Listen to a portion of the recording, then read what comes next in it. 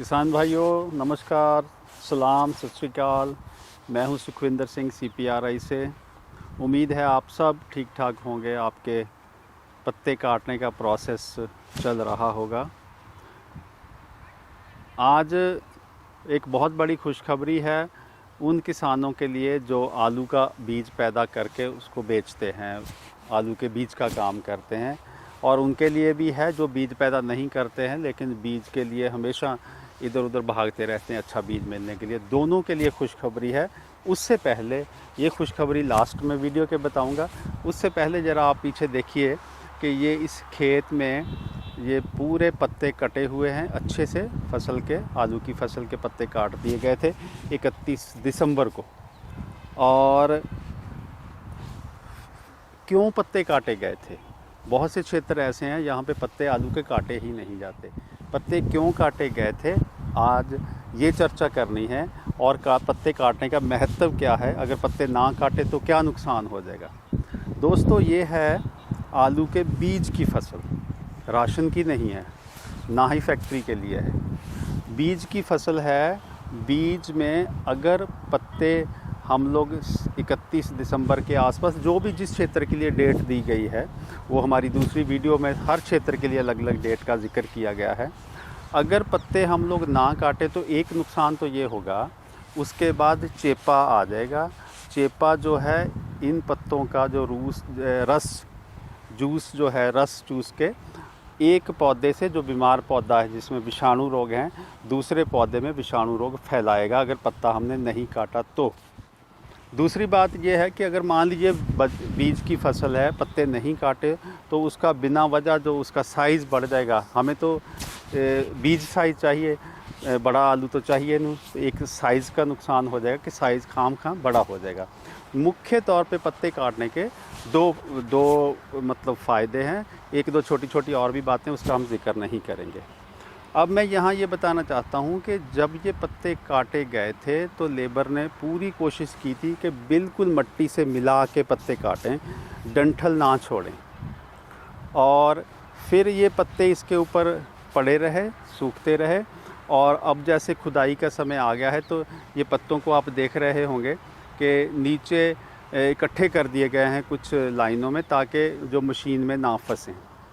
और इसमें ख़ास बात ये है कि जब ये पत्ते काटे गए थे उसके 6-7 दिन बाद कहीं ना कहीं से जो डंठल बचा हुआ है उसके साथ और नए पत्ते निकल आते। मैं वैसे कोशिश कर रहा था इसमें पूरा घूम के, मुझे बहुत ना के बराबर मिले। मैं 2-3 जगह देखे तो छोटे छोटे पत्ते मुझे मिले। मैं उसकी फ़ोटो भी अभी डाल दूँगा। तो वो भी जो जैसे पत्ते काटने के हफ्ते 10 दिन बाद वो भी पत्ते काट दिए गए, जो नई ग्रोथ या नए पत्ते निकले से।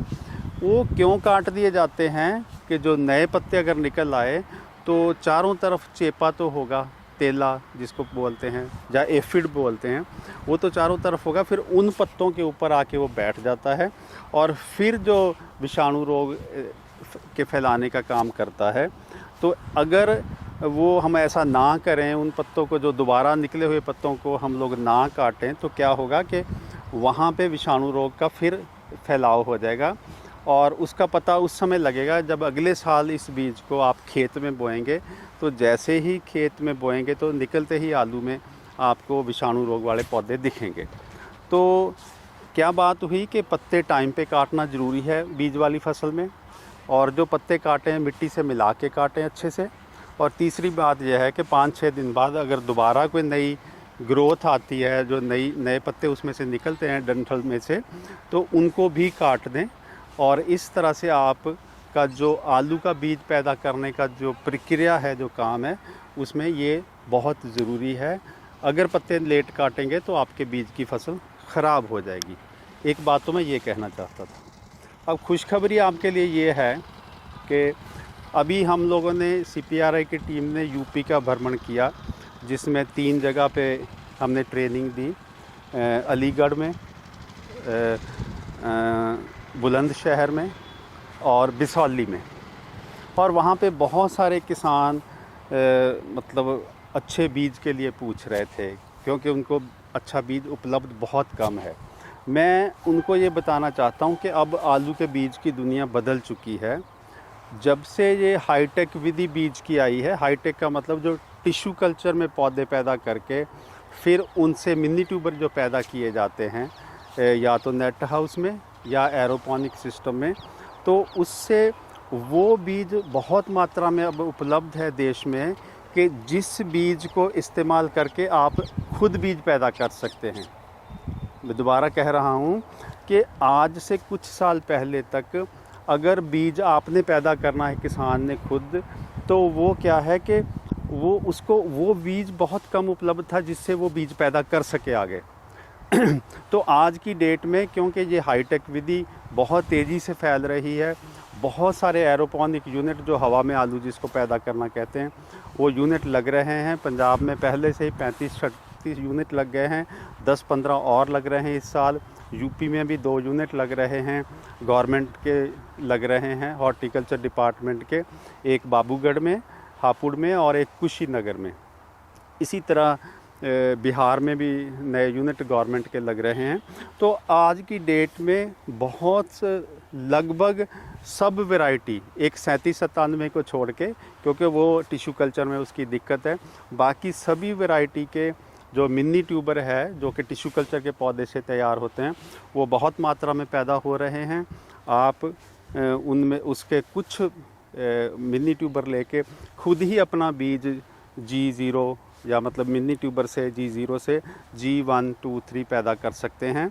और या फिर आप क्या कर सकते हैं कि जो लोग पहले से बीज पैदा कर रहे हैं, जिनके पास कोई ना कोई साधन है बीज पैदा करने का, कि जैसे टिश्यू कल्चर लेबॉर्ट्री है, एरोपोनिक सिस्टम है या नेट हाउस है, जो पहले से बीज में लगे हुए हैं, उनसे मिलके आप अच्छा बीज ले सकते हैं। अब इसके लिए करना क्या पड़ेगा? करना ये पड़ेगा कि जो लोग बीज पैदा कर रहे हैं, चाहे वो पंजाब में हो चाहे हरियाणा में हो, चाहे यूपी के किसी हिस्से में, उनको निकलना पड़ेगा, उन किसानों तक पहुंचना पड़ेगा जिनको बीज की ज़रूरत है। और दूसरा, जिन किसानों को बीज की ज़रूरत है उनको अपने वहाँ से निकल के उन किसानों के पास या कंपनी के पास पहुँचना पड़ेगा जो बीज पैदा करते हैं।